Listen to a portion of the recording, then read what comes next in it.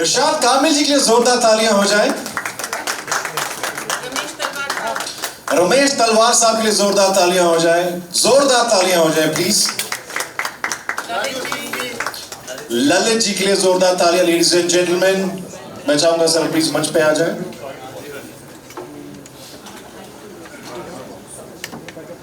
इला अरुण हमारे बीच में अभी फिलहाल यहाँ मौजूद नहीं है।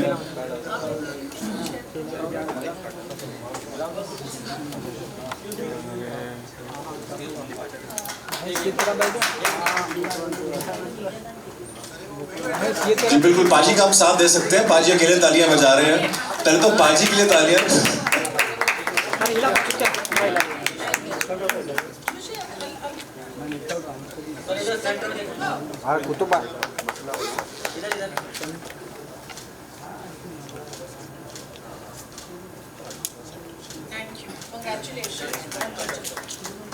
Congratulations, जोरदार तालियां हो जाए। अब हम आपके लिए प्ले करना जा रहे हैं वो सॉन्ग्स, वो 7 वीडियोस जो आप देखेंगे, एंड देन उसके बाद हम आप लोगों के साथ बातचीत करने वाले हैं। जो आपके सवाल है जहन में, वो सबके जवाब आपको मिलेंगे। So lights off please before we play the videos. अपने पहलू हैं, सबके अपने तजुर्बे।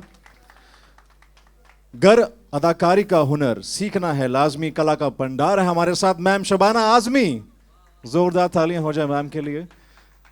इरशाद कामिल सर के लिए जोरदार तालियां। Sir please please please be on stage. मैं चाहूंगा आप भी मंच पे आए। And of course the man of the evening, शायराना सरताज। जोरदार तालियां फॉर सतेंद्र सरताज।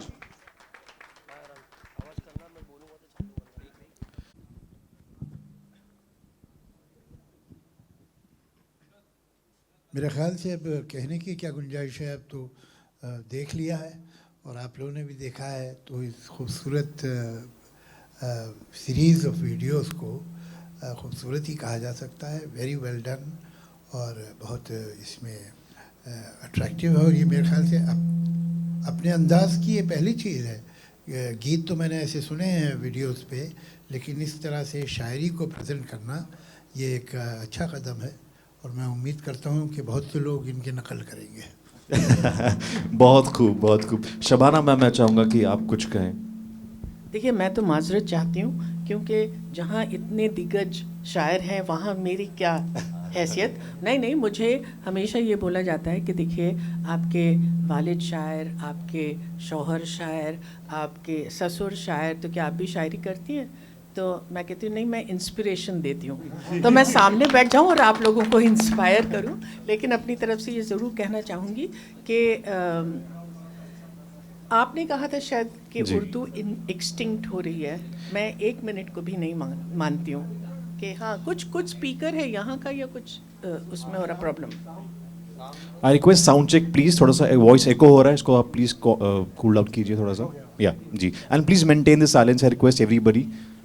लेकिन मैं दाद देती हूँ सरताज को, क्योंकि जो इतने अच्छे मशहूर सिंगर हैं उन्होंने इस टेम्पटेशन को कर्ब किया है कि नहीं, शायरी को शायरी की तरह पेश करें और उसमें कहीं भी गायकी नहीं डालें।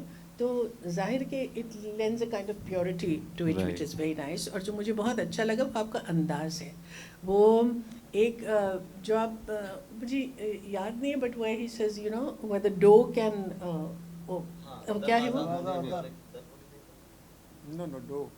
अच्छा, अगर गजाला को ये तेरा नाज मिले तो उसका जो अंदाज है वो मुझे बहुत अच्छा लगा। तो आप चाहे कितने भी हम्बल बने, अंदर से आप ओवर कॉन्फिडेंट इंसान हैं। तो पोल खोल दी मैंने इनकी। मैं इनको बहुत अच्छी तरह से जानती हूँ। इन्होंने मेरे बेटे का रोल किया था ब्लैक प्रिंस में और हमने बहुत सारा वक्त एक साथ गुजारा था। तो आप इनकी ह्यूमिलिटी पे बिल्कुल मत जाइए। इनके जो अंदर का कॉन्फिडेंस है उसको दाद दीजिए। ये बहुत वायरल होने वाला है वीडियो। एंड सरताज साहब ने तो मुझे भी इंस्पायर कर दिया। कुछ शायरी मैंने आपके लिए भी लिखी थी बीच में। आई होप आपको अच्छी लगी हो जी। And of course Irshad Kamil sir हमारे साथ मौजूद है। सर या can we have a sound check please? थोड़ा वॉइस एको हो रहा है, इट्स अ रिक्वेस्ट। जी, सरताज साहब हमारे पंजाब के तो सरताज हैं ही, और वहाँ पंजाब में इनको मोहब्बत का मुर्शिद भी कहते हैं। मोहब्बतें सिखा रहे हैं जवान दिलों को वहाँ पे। तो ये शायरी का अंदाज़ बहुत ही मुझे पसंद भी आया और अच्छा भी लगा, जिस तरह से वीडियोस इन्होंने बनाए। और मैं जानता हूँ, जैसे मैम ने कहा कि इनके कॉन्फिडेंस की बात, क्योंकि ये भी उसी यूनिवर्सिटी के प्रोडक्ट हैं जिस यूनिवर्सिटी की प्रोडक्ट मैं हूँ, तो ये बात उनके साथ भी जाती है और ये बात मेरे साथ भी जाती है कि ऊपर की जो ह्यूमिलिटी है उस पे मत जाइएगा, अंदर के कॉन्फिडेंस पे जाइएगा। आई बैक दैट। मैं अभी इनसे कह रहा था कि ये ठीक है, ह्यूमिलिटी अच्छी है, इतनी ज़्यादा मत रखा कीजिए, लोग मान जाएंगे। तो बहुत बहुत मुबारकबाद और बहुत ही अच्छा अंदाज़, बहुत करीने से चीज़ों को, शायरी को शायरी की तरह पेश किया गया, जैसा कहा मैम ने भी। और एक सबसे बड़ी बात जो मुझे इसमें लगी कि जनरली क्या होता है, हम जो पंजाब से आते हैं उनके तलफ़्फ़ुज़ के बारे में बड़े थीसिस लिखे जाते हैं तो वो एक बहुत ख़ास बात है जो रिसाइट किया है सरताज ने। बहुत बहुत मुबारकबाद के साथ आपको ये उर्दू शायरी, ये एल्बम मुबारक। क्या बात है, जोरदार तालियां हो जाए। एंड पंजाब यूनिवर्सिटी की बात को बिल्कुल बैक करता हूँ, बिकॉज मैं भी वहीं से। मगर मैं बहुत गौर से सुन रहा था, इन्होंने तलफ़्फ़ुज़ की कोई गलती नहीं की है, बल्कि जब लफ्ज़ फलक आया तो मैं सोच रहा था एक नॉर्मल पंजाबी होने के नाते इन्हें फल्क बोलना चाहिए, लेकिन उन्हें फलक ही कहा। ये रिकॉर्ड कर लिया जाए ये ऑथेंटिसिटी हो जरूर। ताकि बाकी पंजाबी इनके खिलाफ हो जाए। नहीं, वो भी सीख लें हमारे कॉन्फिडेंस से। जिन्होंने रिकॉर्ड नहीं किया प्लीज हाथ खड़े करो, व्हाट्सएप करते हैं। जी प्लीज। मैं छोटी सी बात कहना चाहता हूँ। जब ये वीडियो जैसे मैडम ने कहा ना कि मेरे में कॉन्फिडेंस, इनर कॉन्फिडेंस है, जब बना रहे थे, जब एडिट हो रहा था, रिकॉर्ड हो रहा था, तो बस क्या बात है, सरताज हैं। आज पहली बार मुझे लगा कि इधर सर बैठे हैं, इधर मैं, और मैं ऐसे देखता रहता था कि बार बार, आपने पता नहीं नोटिस किया कि नहीं, मैं इनको पूछता था अच्छा लग रहा है ना आपको, फिर सर को, सर हो सकता है नीचे कुछ गलतियां हों जिसमें हमने टाइप किया है वो मैंने नहीं किया है तो मैं अपने आप को सेव कर रहा था, लेकिन नहीं मतलब इन्हें ज़्यादा से ज़्यादा ये शक था कि शायद नीचे कोई गलती, ऊपर तो गलती का सवाल ही नहीं।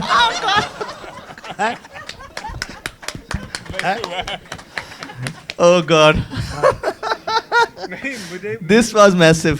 मुझे ऐसा लगता है कि आपके ऊपर की गलतियों पे ना जाए ध्यान, इसलिए नीचे की गलतियां देखिए आप। हमारे मेट्स बता रहे हैं।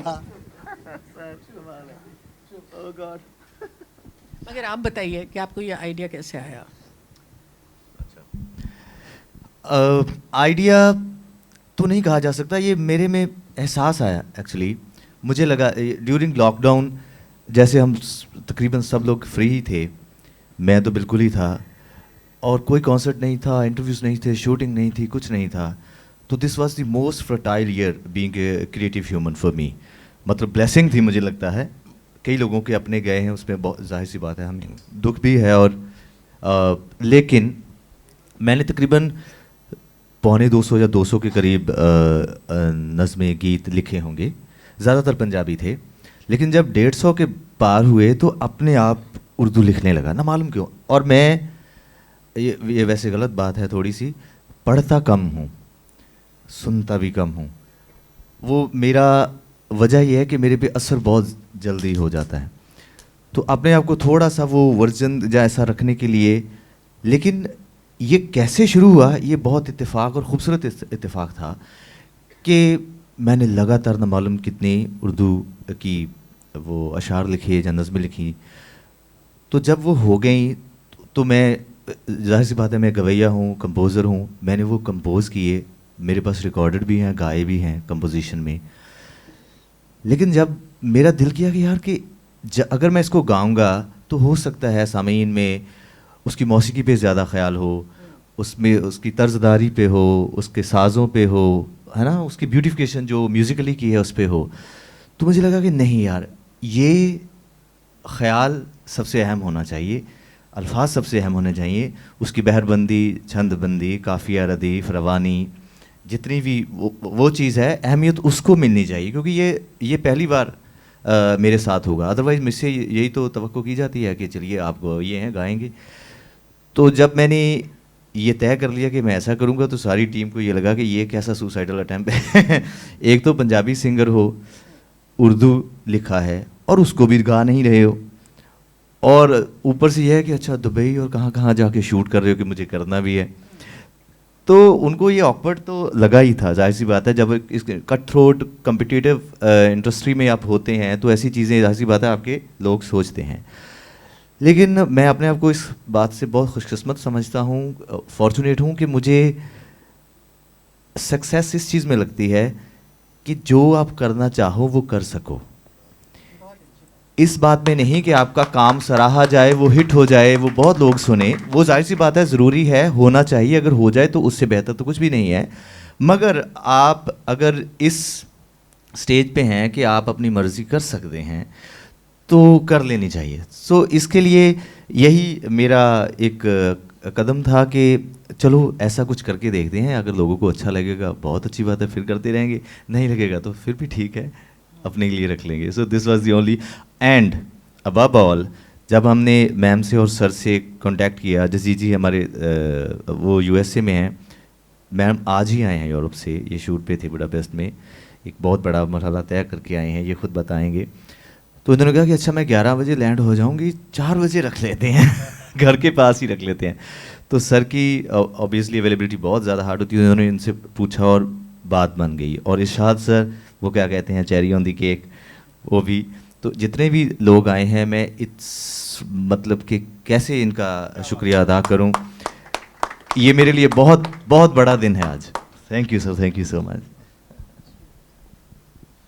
आई think we can head towards media question answers, and I think पहली बात तो ये कि सरदार जी जो आपने एक्सपेरिमेंट कहेंगे, जो आप कह रहे हैं, आई थिंक इसके लिए मेरे तहे दिल से ज़ोरदार तालियां हो जाएं, बिकॉज अपने आप में मुझे लगता है कहीं ना कहीं रेवोल्यूशन लेके आने वाला है ये एक म्यूज़िक इंडस्ट्री में, बिकॉज ये बहुत बहुत प्यारा है, and I am sure everybody must have had goose bumps while listening to this poetry, it's beautiful. So on that note, moving on to media, I want anybody to just come up with questions. We are short of time, so quickly we'll have just couple of questions. Yeah. Anybody? Introduce yourself. मैं सादत खान इनकलाब से हूँ, रोज़नामा इनकलाब से।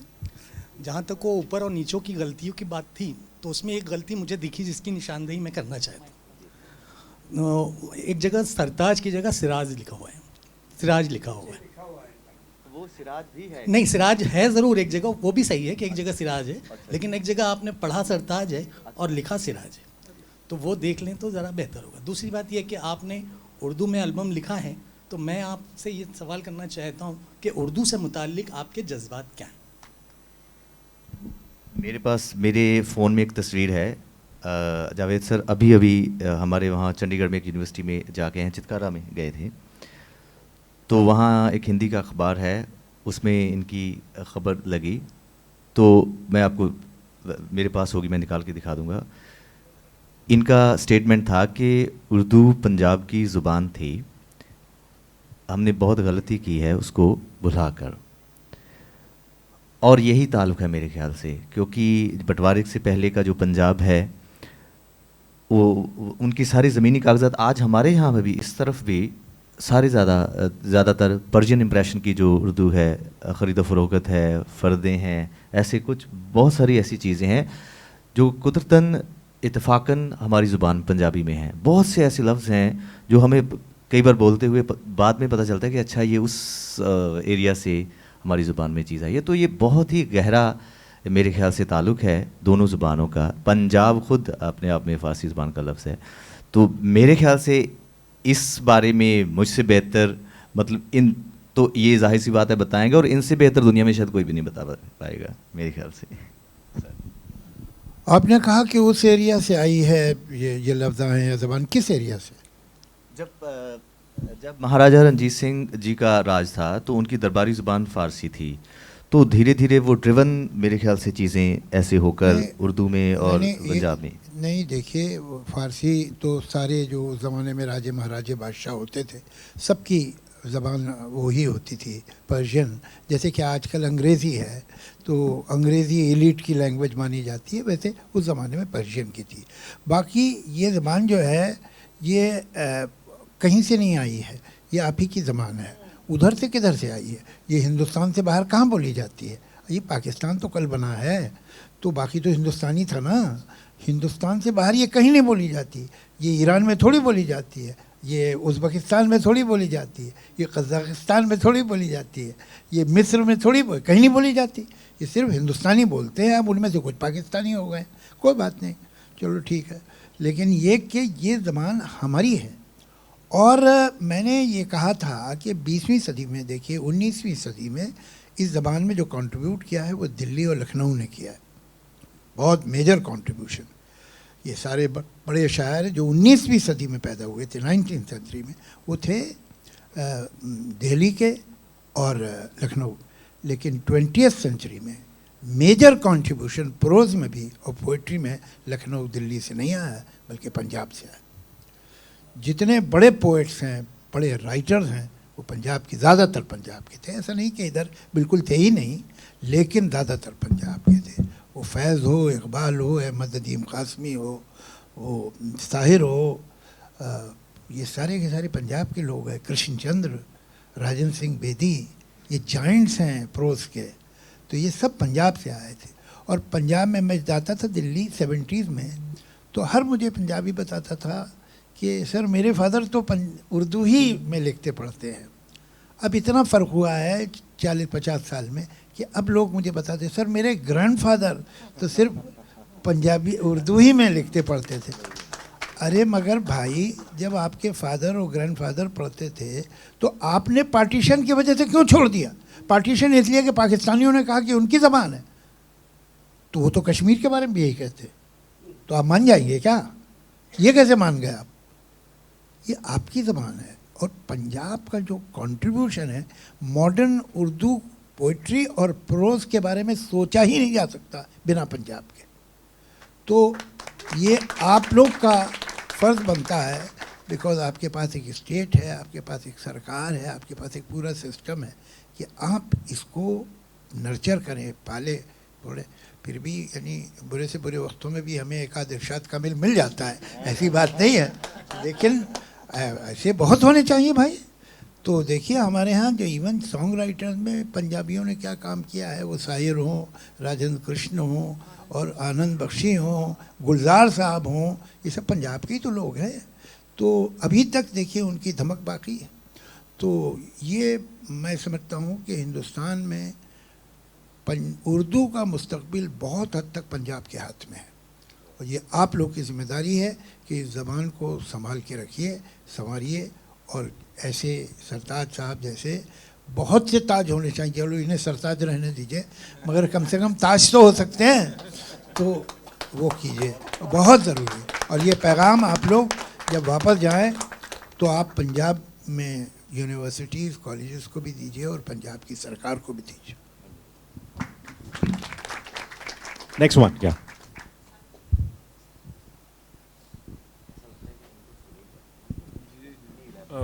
जावेद साहब, मेरा एक सवाल है। उर्दू भाषा का सिनेमा में जितना इस्तेमाल हुआ करता था 40-50 के दशक से लेकर 70 के दशक तक, गानों में भी उर्दू का बहुत ज़्यादा इस्तेमाल होता था, डायलॉग्स में होता था, और स्क्रीन पर जब शीर्षक आता था तो भी उर्दू में लिखा जाता था। ये जो उर्दू का डिक्लाइन हुआ है सिनेमा में, उसे आप किस तरह से देखते हैं और आप क्या कहना चाहेंगे इस बारे में? ये एक बड़ा लंबा चौड़ा टॉपिक है। उर्दू ही का नहीं, अफसोस ये है कि हिंदुस्तान में सारी इंडिजिनस लैंग्वेजेस इंक्लूडिंग हिंदी सबका डिक्लाइन हुआ। हकीकत तो ये सही है कि उर्दू पढ़ने वाले दिन ब दिन कम हो गए हैं, लेकिन उर्दू बोलने वाले और समझने वाले और उर्दू से मोहब्बत करने वालों में कमी नहीं आई, वो बढ़े, वो बहुत ज़्यादा हुए हैं, इसमें कोई शक नहीं। और वो चूँकि हमारे स्कूल्स में कॉलेजेस में अवेलेबल नहीं है ज़बान, और तो वो लोगों को स्क्रिप्ट नहीं आती है, मगर वही उर्दू पोइट्री जब देवनागरी में छप जाती है तो वो इतनी बिकती है कि कोई इसकी हद ही नहीं है। तो ये तो अपनी जगह है, लेकिन जहाँ तक फिल्म का ताल्लुक़ है, तो शायद टाइटल्स में अब इसीलिए नहीं देते कि भाई लोग पढ़ ही नहीं पाएंगे ज़्यादातर, तो अब क्या टाइटल दे, दे दे तो अच्छा है, नहीं देते तो नहीं देते हैं। लेकिन जहाँ तक फिल्म की ज़बान का ताल्लुक़ है कि उर्दू अगर उसमें कम हो गई तो मुझे ये बताइए कौन सी ज़बान बढ़ी है, कौन सी बढ़ी? अंग्रेजी। मतलब क्या ऐसा हो गया कि हिंदी बहुत हो गई? हम इन्हें हिंदी फिल्म का फैक्ट ये है कि हिंदी भी कम हो गई है हमारे यहाँ। और फिल्म को क्या आप ब्लेम कर रहे हैं? हमारे समाज में ज़माने सिमट गई हैं। जब समाज में ज़माने सिमट गई हैं तो वो तो फिल्म में भी मैनिफेस्ट होगा। अब ये नौजवान राइटर्स हैं, लिखेंगे तो इनको तो आती है ना ज़बान। तो एक जो डायरेक्टर है, प्रोड्यूसर है, साहब ये वर्ड का क्या मतलब है, ये तो लोग समझेंगे नहीं, और शायद ठीक भी कह रहा होगा वो। तो बड़ा प्रॉब्लम है इसमें, किस तरह से मैनेज करते हैं यही जानते हैं कि उसके बावजूद भी ये लोग अच्छे गाने लिख लेते हैं, वरना एटमॉस्फेयर कंड्यूसिव नहीं है अच्छा लिखने के लिए। ये हवा के ख़िलाफ़ चल रहे हैं इरशाद कामिल जैसे लोग, सही बता रहा हूँ आपको। और गजल की जो पॉपुलैरिटी है उसको आप कैसे फिर नहीं, एक अभी तरफ तो हम श्रिंक कर रहे हैं, दूसरी तरफ से गजल पता नहीं कहाँ पॉपुलर, मुझे मालूम नहीं। एक तो गज़ल है क्या यही लोग नहीं जानते, और वो जो लोएस्ट कॉमन डिनोमिनेटर वो गाते हैं ना कि शराब चीज़ है ऐसी ना छोड़ी जाए, उससे गज़ल की बदनामी हो रही है, वो उससे गज़ल का फायदा नहीं हो रहा। गज़ल भाई नहीं, मगर जगजीत सिंह को तो बहुत हाँ, जगजीत सुनते सिंह हैं। ने अच्छी याद लगाई, और बाहर भी, मुल्क के बाहर भी जगजीत हाँ वो सिंह को एक बहुत सुनते है। हैं। लेकिन आपको हकीकत ये बताऊं कि 90% लोग तो जानते ही नहीं कि गज़ल का स्ट्रक्चर क्या है, क्या गज़ल, यही नहीं जानते। इसको उस डिटेल में कहाँ जाएं। लेकिन चलो ठीक है, एक कहीं शायद उन्हें जेनेटिकली या उन्होंने बचपन में सुना है या अपने एटमॉस्फेयर में सुना कि साहब शायरी उर्दू की कुछ बात होती है उसमें, तो उससे वो कहीं कनेक्टेड हैं अभी भी। और अगर उनकी समझ में भी नहीं आता तो उन्हें अफसोस है कि नहीं समझ में आ रहा, वो समझना चाहते हैं।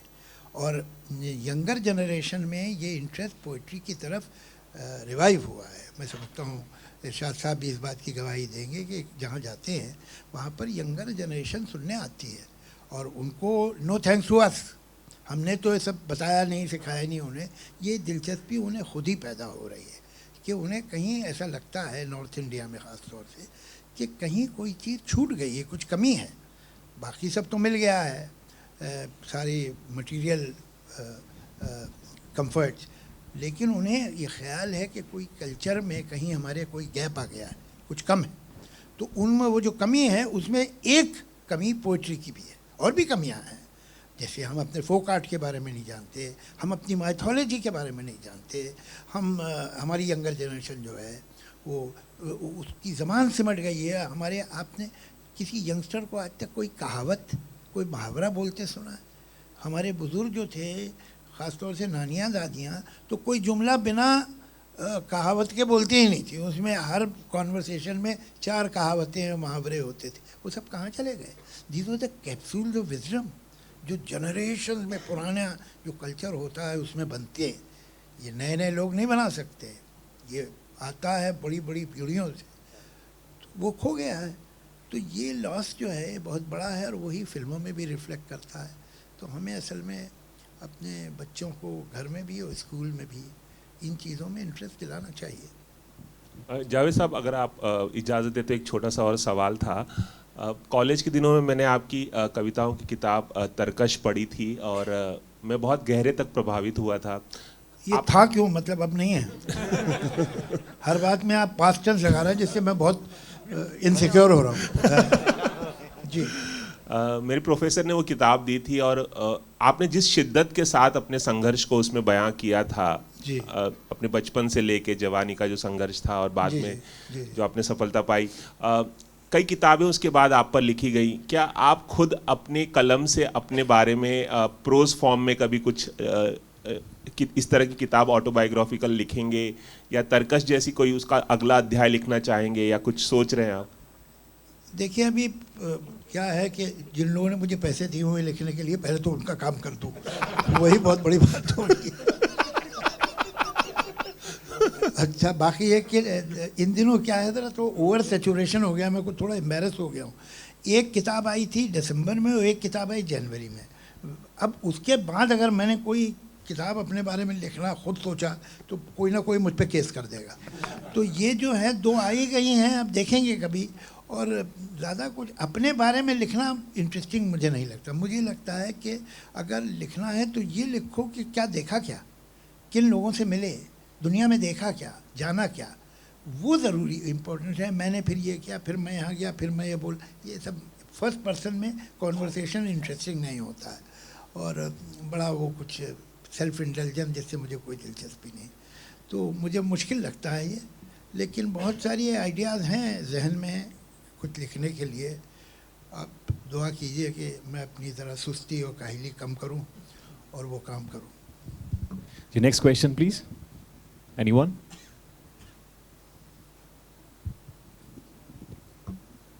Any question before we wrap? Okay, you have. Pass on the mic, please. Hello sir, Shariq from Indian express sir.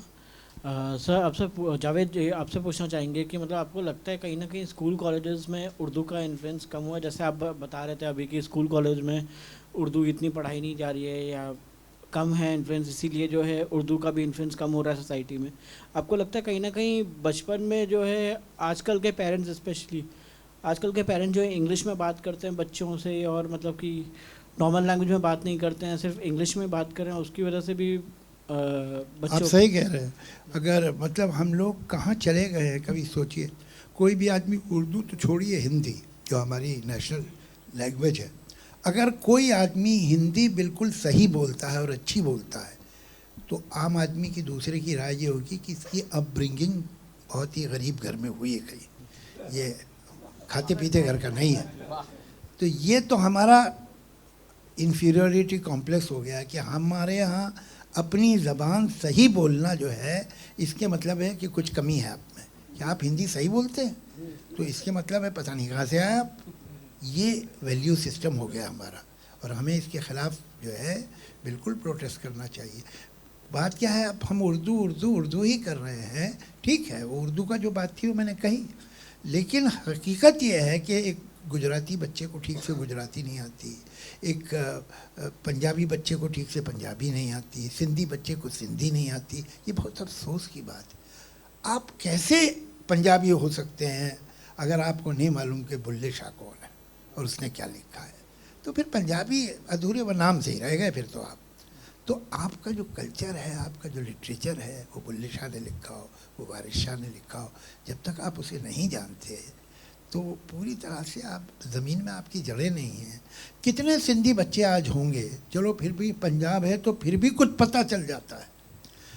कितने सिंधी बच्चे पता होंगे कि जिनको मालूम है कि सिंधी में क्या लिटरेचर हुआ है और कितने बड़े बड़े पोएट्स पैदा हुए हैं सिंधी में, नहीं जानते। मैं तो नौजवानों से, सिंधी लड़कों और लड़कियों से बात करता हूँ तो हैरत से पूछते हैं मुझे, क्या बोल हिंदी में, सिंधी में पोइट्री, सिंधी में जाइंट्स पैदा हुए हैं, इतनी रिच लैंग्वेज है। संबंधी खत्म हो गया। ये बहुत ख़राब बात है। हिंदी नहीं जानते आप ठीक से। अगर आप नॉर्थ इंडिया में हैं, हिंदी नहीं पता आपको, वहाँ का फोक नहीं पता, तो आप क्या है, तो जड़ नहीं है, सिर्फ शाखें हैं और जड़ नहीं होगी पेड़ की, कब तक खड़ा रहेगा।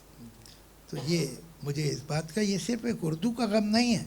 एक समय था कि हम उर्दू का गम करते थे, अब तो हर भाषा का गम कर रहे हैं। सिचुएशन ये हो गई। नहीं तो ऐसे में सरताज की जो कोशिश है उसको हम ज़्यादा सराहेंगे और आपको फिर एक बात बहुत मुबारकबाद देंगे कि आपने बेटर सेंस प्रिवेल्स की बात नहीं सुन के आपने वो किया और आपका ये बहुत बड़ा कंट्रीब्यूशन है। So thank you very much. और क्योंकि यहाँ दो बहुत दिग्गज म्यूज़िक डायरेक्टर्स हैं तो मैं जतिन जी को और राजू सिंह जी को कहूँगी कि ये बहुत, सॉरी ललित, सॉरी मुझे बहुत सारी बार स्मिता बोला जाता है तो डोंट फॉरगेट दिस थिंग। तो ललित और राजू, सरताज बेहद अच्छा गाते हैं, ये आप लोगों को आप जानते हैं इस बात को, लेकिन इनको कोई ना कोई हिंदी फिल्म में गाना आप ज़रूर गवाएं। अच्छा, मुझे सरताज जी से एक सवाल ये करना है। अब आपने उर्दू में भी लिख के देख लिया, पंजाबी में तो आप लिखते ही थे, उर्दू में भी लिख के देख लिया, ज़्यादा मज़ा किस में आया, ज़्यादा दिल किस में लगा? बहुत गहरा सवाल, बहुत गहरा सवाल है। ये सर का है। ये इनकी उर्दू छुड़वा देंगे। देखिए, जो मादरी ज़ुबान है मेरी वो पंजाबी ही है, तो उसमें आसानी है, उसमें मतलब आप ऐसे बहते चले जाते हैं कि आपको शायद ख्याल भी नहीं रहता। ये उसकी रवानी, उसकी मादरी ज़ुबान होने का मेरा फ़ायदा है। तो लज़्ज़त की बात करें तो उर्दू ज़ाहिर सी बात है, जब आप नई कोई चीज़ चखते हैं तो वो ज़्यादा टेस्टी लगती है ना। जैसे मैंने आपको कहा कि आप जो रोज़ चीज़ खा रहे हैं उसके अलावा एक नई चीज़ खाएं, अच्छा यार ये बड़ी अच्छी है, नई मिली है, तो उस हिसाब से मुझे बड़ा मज़ा आया।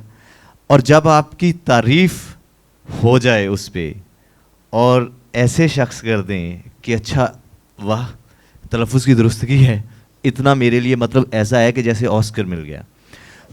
तो मुझे आज भी याद है 4-5 साल पहले मैं घर गया था शबाना जी के, तो हम लोग जब शूट करते थे तो एक ही होटल में होते थे ब्रिटेन में, द ब्लैक प्रिंस। तो वहाँ ब्रेकफास्ट करते हुए मैंने आप इनको कभी सुनाना कि अच्छा ये देखिए मैं ऐसा भी लिखता हूँ, कि वो एक मेरा गाना ही था। तो मैंने कहा ये देखिए आपका नाम आता है इसमें, शबाना पल लड़खड़ाने लगे हैं। तो जब मैं घर गया तो सर भी वहीं थे इत्तेफाकन, तो ये कहते आप वो सुनाओ ना, वो जो आप मेरे लिए गाते हो। मैंने कहा नहीं सर बैठे अब नहीं, पर इन्होंने तो फिर इन्होंने नहीं आप सुनाओ, तो इन्होंने वो टेबल बजाया, मैंने कंपोजिशन गाई, और सर का मुझे आज याद है, आज भी इनका कम्प्लीमेंट था कि ये बहुत ताज़ा लग रहा है। तो मेरे लिए वो इतनी अहम चीज़ थी, मेरे ख्याल 5 या 6 साल से मेरे जहन में वो ऐसे टैटू की तरह छपा हुआ कि सर ने मुझे ये कॉम्प्लीमेंट दिया था। उस मेरे ख्याल से मेरे सबकॉन्शियस में वो बात होगी, इसलिए मैंने ये कदम उठाया है। सर एक छोटा सा करेक्शन करना था, वैसे बहुत इम्पोर्टेंट नहीं है, कि सर भी थे वहाँ इत्तेफाकन, मैं वहीं रहता हूँ।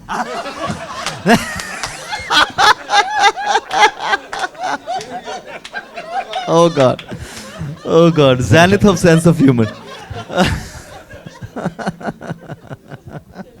ललित जी हमारे साथ, मैं चाहता हूँ कि आप भी कुछ इस एल्बम के बारे में कहें, स्पेशल रिक्वेस्ट आ रही है लोगों से। मुझे तो बड़ा मज़ा आया ये देख के कि आप गाते इतना अच्छा है, उसके बावजूद आपने इस प्रकार से उसका वीडियो बनाया। आपके शेरों का बहुत एक अलग कॉन्सेप्ट लगा मुझे, और मैं बिल्कुल एग्री करता हूँ कि अगर ये ज़ोर पकड़ जाए तो बहुत मज़ा आएगा। और मैं आपको बहुत मुबारकबाद देता हूँ and wish you all the best. और ज़रूर हम लोग मिलेंगे साथ में और कुछ आपके गानों पे कुछ करेंगे डेफिनेट ज़रूर। कल मैं चंडीगढ़ में था, तो एक जैसे वहाँ का जो हिंदी मीडिया है तो वो कहते हैं कि चलिए कुछ इंटरव्यूज़ कर लेते हैं, जैसे दैनिक भास्कर एंड ऑल। तो उन्होंने कहा कि आपकी क्या उम्मीद है, आपने ये जो किया है। तो मैं अपने घर पे ही था, मैंने कहा देखिए उम्मीद तो कोई नहीं है, ख्वाहिश ज़रूर है। तो वो कह रहे हैं वो क्या है। मैंने कहा कि मुझे ये लगता है कि जो लोग जिनकी अभी भी घर की ये ज़ुबान है, जो शायद रोज़मर्रा में, जैसे मलेरकोटला में शायद कुछ लोग पाजी होंगे ऐसे शायद जो बोलते होंगे प्रॉबेबली, जैसे उन्होंने कहा कि लखनऊ या नॉर्थ इंडिया के काफ़ी इलाकों में जहाँ पे वो लिखते भी हैं, बोलते भी हैं, गाते भी हैं, उसमें उनको बस ये लग जाए कि यार ये एक सरदार लड़के ने कुछ करने की कोशिश की है, तो चलो इसको दाद दें थोड़ी बहुत, अगर कुछ गलती में है तो चलने दो, कोई बात नहीं। तो मेरी ये ख्वाहिश है कि उन लोगों तक ये मेरी बात पहुँचे, ताकि ये मोहब्बत का जो पैगाम है, ये ज़ुबानें, मुझे लगता है जैसे सर ने कहा, मैं अब थोड़ा कि उधर से आई है, उधर से मतलब मेरा सरहद पार से ही था, लेकिन उन्होंने मुझे करेक्ट किया कि ये हमेशा यहीं थी, यहीं बोली जाती थी, आज भी बोली जाती है। बहुत सारे लोग आज भी यहाँ पे घर पे भी बोलते हैं ये बात और ये ज़ुबान। लेकिन ये मसला ये है कि ज़ुबानें मज़हबों में बंट गई हैं। अब हम माने या ना माने, लेकिन ये हकीकत तो है ही कि ये इनकी ज़ुबान है, ये इनकी ज़ुबान है, पंजाबी सिखों की ज़ुबान है। तो उसका अभी मैं शबाना जी से बोल रहा था कि जैसे सर बोलते हैं ऐसा लगता है कि ये बोलते ही जाएं, बस हम लोग ये माइक रखें। और जितनी ज़िंदगी की बारीकियाँ, मैं इनकी वीडियोस देखता रहता हूँ, जब गुलजार साहब आए थे, इनकी किताब रिलीज़ हुई थी, आज भी अगर मेरा यूट्यूब आप खोलोगे तो इनकी कन्वर्सेशन चल रही होती है। मुझे ये लगता है कि कई शख्स ऐसे होते हैं जो अपने फ़न से भी बड़े होते हैं, कई लोगों का फ़न उनसे बड़ा होता है, लेकिन जावेद सर ऐसे शख्स हैं जो अपने फ़न से बहुत बड़े हैं। मतलब ये वैसे ही बोलते हैं, चाहे शायरी ना भी करें तो वो मतलब इतनी बारीक ज़िंदगियाँ समझा जाते हैं। सर इस पे मुझे प्लीज़ एलैबोरेट थोड़ा सा करें कि ये जो ज़ुबानें मानी जाती हैं कि ये मज़हब की ये ज़ुबान है, इसको हम कैसे मतलब डिल्यूट कर सकते हैं किसी तरीके से? अब कोई ज़िद ही कर ले तो आप कुछ कर ही नहीं सकते, लेकिन हकीकत ये है कि दुनिया में बहुत से मुल्कों में पार्टीशन हुआ है। ऐसा नहीं है कि सिर्फ हिंदुस्तान में, बहुत से मुल्कों में पार्टीशन हुए हैं। लेकिन पार्टीशन हमेशा माइनॉरिटी मांगती है हर जगह, all over the world. Minority कहती है हम तो इनसिक्योर्ड हैं तो हम अलग मुल्क चाहते हैं। पाकिस्तान दुनिया का एक मुल्क है जिसमें मेजॉरिटी ने पार्टीशन मांगा। 10 करोड़ बंगालियों ने 7 करोड़ नॉन बंगाली से कहा हम अलग मुल्क चाहते हैं, बांग्लादेश जो बाद में बना। और उनका मेन इशू था बंगाली, हमको उर्दू नहीं पढ़नी है, हमें बंगाली पढ़नी है। वो सब मुसलमान थे। 10 करोड़ मुसलमानों ने कहा कि हमको बंगाली पढ़नी है, हम बंगाली हैं। इसके आगे भी अगर कोई मज़हब में सवाल डाल रहा है तो उसकी मर्जी। कहाँ है, क्या रियलिटी इसकी? पंजाबी क्या सिखों की ज़बान है? किसने कहा? तो पंजाब में जो हिंदू रहते हैं वो क्या जर्मन बोलते हैं? क्या बोलते हैं वो? पंजाबी बोलते हैं। पंजाबी पंजाब की ज़बान है, सिखों की ज़बान नहीं है। और जो सिख पैदा हुए हैं और पले बड़े हैं बिहार में, उन्हें एक वर्ड नहीं आता पंजाबी का, वो ठेठ बिहारी बोलते हैं। मैं मिला हूँ उन सिखों से जो ईरान में पैदा हुए हैं और सिख हैं और रिलीजियस सिख हैं, वो पर्शियन में बात करते हैं। मैं तो एक दिन गया एक जगह, एक होटल में लंदन में, 3 सिख थे वहाँ और वो खेल रहे थे बिलियर्ड, और तीनों आपस में पारसी में बात कर। मैंने डब फिल्म देख रहा हूँ, मुझे तो ऐसा लगा कि जब फिल्में डब हो जाती है ना दूसरी लैंग्वेज में, 3 सिख खड़े हुए अपना बिलियर्ड खेल रहे हैं, पर्शियन में बातें कर रहे हैं। तो इलाकों की होती है ज़बान, इलाकों की होती है, मज़हबों की नहीं हो सकती। अगर मज़हबों की ज़बान होती तो पूरी यूरोप की एक ज़बान होनी चाहिए थी, पूरे मिडिल ईस्ट की एक ज़बान होनी चाहिए, तो ऐसा तो नहीं है। पूरे लैटिन अमेरिका की सब कैथलिक हैं, एक ज़बान होनी चाहिए थी, तो नहीं।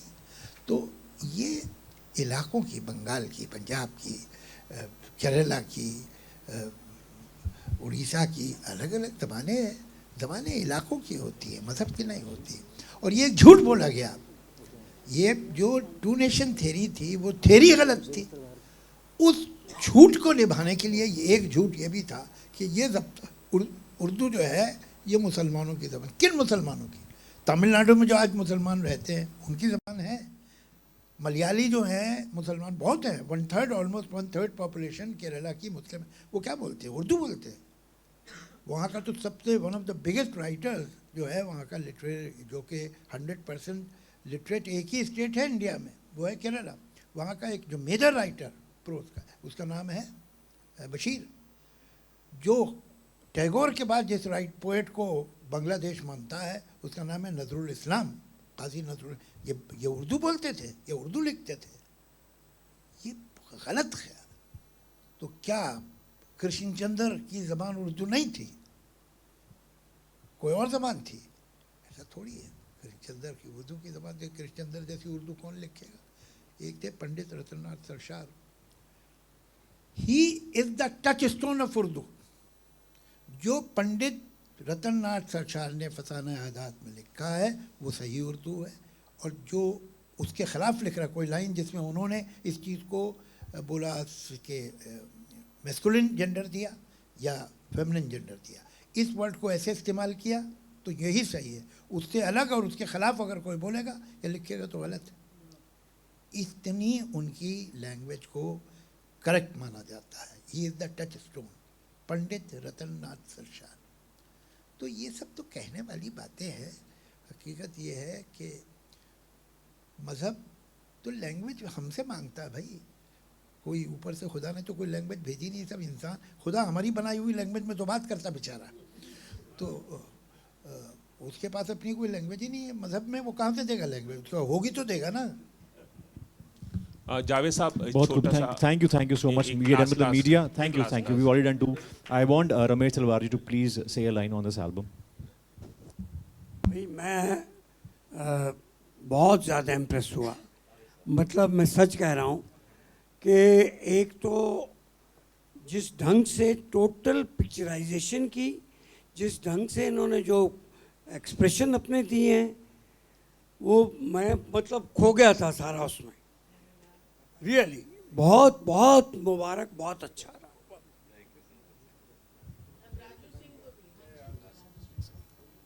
एक्चुअली मुझे अभी भी मौका मिला था जहाँ हमने एक प्रोजेक्ट साथ में काम किया है, which is a Punjabi film Kali Jotta, and Shabana ji, the songs are from here, soulful songs, Tera Rutba, wow, everybody is loving the songs and everything. I did the music score for it, so मुझे तो आपका ये साइड पता ही नहीं था, तो we have more scope not only Punjab to do Punjabi songs together, but of course Hindi also now. We'll तो मतलब एक्चुअली इनका जो एजेंडा है वो ये कि हम दोनों की पीठ पे लात मारना है।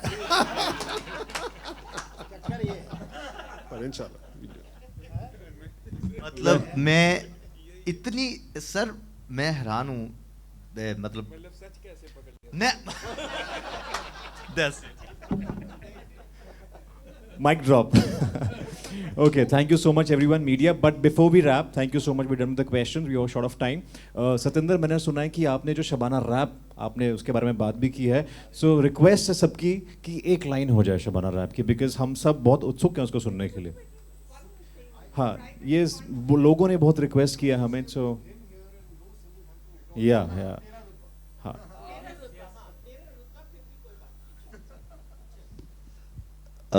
हमारी एक फिल्म सर अभी आई थी, वो पंजाबी में थी, उसका नाम है कली जोटा, वो अभी भी थिएटर्स में है, मतलब फॉर्चुनेटली 7th वीक चल रहा है। कोई रीजनल फिल्म इतने लंबे समय तक थिएटर्स में, ये हमारे लिए बड़ी खुशनसीबी की बात है, और मोस्ट सक्सेसफुल प्रॉबेबली उसको माना जाता है रीजनल सिनेमा में अब तक। तो उसका एक वो पंजाबी में गाना है किते नी तेरा रुतबा कटदा जे हस के बुलाल में किधरे, किते नी तेरा रुतबा कटदा जे हस के बुलाल में किधरे, किते नी शानो शौकतां जांदियां मुहब्बतां जताल में किधरे, किते नी तेरा रुतबा कटदा जे हस के बुलाल में किधरे। चिरां पिछों जदों एहसास होणगे उदों दिलदार नहियों पास होणगे, रंगले जहान दियां रौनकां च भी दिल किसे गल तों उदास होणगे।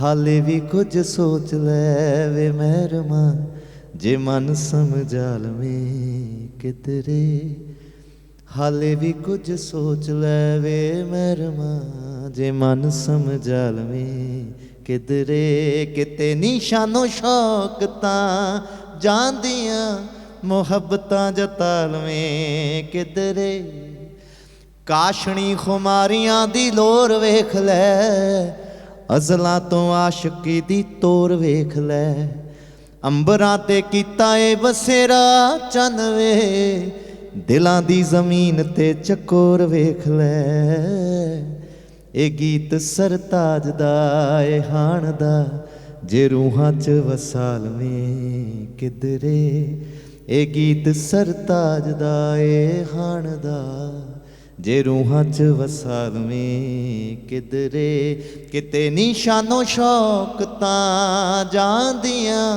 मुहब्बतां जताल में किधरे, किते नी तेरा रुतबा कटदा जे हस के बुलाल में किधरे। रोंगटे खड़े कर देने वाली आवाज के लिए जोरदार तालियां हो जाएं। शायराना सरताज जी आज की evening, thank you so much for being here. Media, thank you so much, and thank you so much Shabana ji.